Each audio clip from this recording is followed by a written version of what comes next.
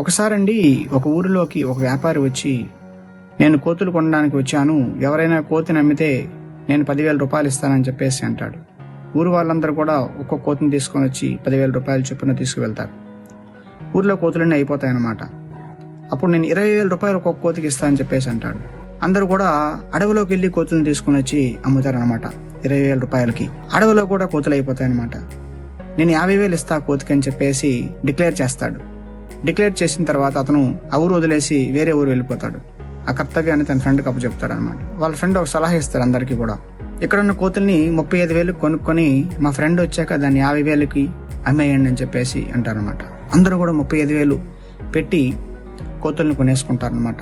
దాని తర్వాత ఆ వ్యక్తి అక్కడి నుంచి మాయమైపోతాడు అనమాట. సో వాళ్ళ ఫ్రెండ్ కోసం వెయిట్ చేస్తుంటారు అనమాట. 50,000కి అమ్ముదామని చెప్పేసి వాళ్ళ ఫ్రెండ్ ఎప్పుడు రాడు. ఈ విధంగా మోసపోతారనమాట.